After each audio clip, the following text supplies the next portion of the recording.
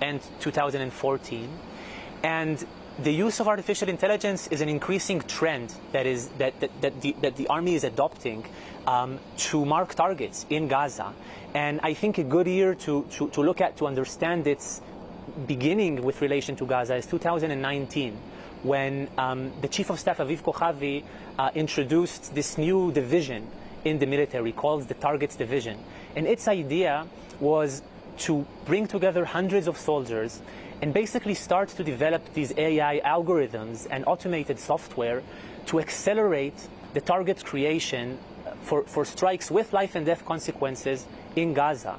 And you know, a source that actually took part in this division center said that they were being judged not by the quality of the targets that they were producing, but by the quantity. That the idea here was that if you want to create a certain shock effect, if you are fighting against a guerrilla group like Hezbollah in Lebanon and or Hamas in Gaza, this is the source saying, then, sorry, can you hear me? I hear you perfectly. Yeah, sorry, I just, somebody said something, so I thought, should I repeat something? No, go ahead. Keep going with what you're saying, Yuval.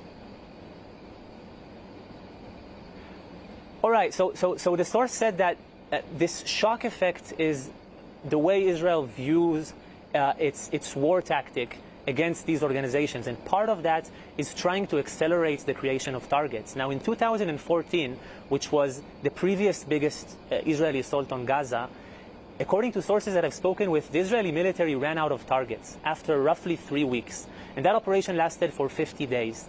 And sources have described a sense that in previous operations that the military just runs out of targets to bomb, and alongside that there is some political pressure or some need to continue the war, to create a victory image for the Israeli public, to work, you know, to apply more pressure.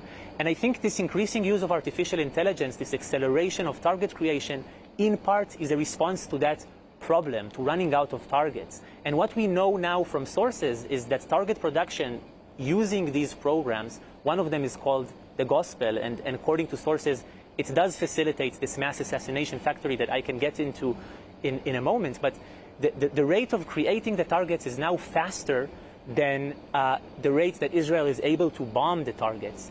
And in this targets division, according to the Army's sources, already 12,000 targets were created during this war in this targets division, using these artificial intelligence tools, which is too much, two times as many targets as were bombed in the entirety of the 2014 war, which lasted for 51 days.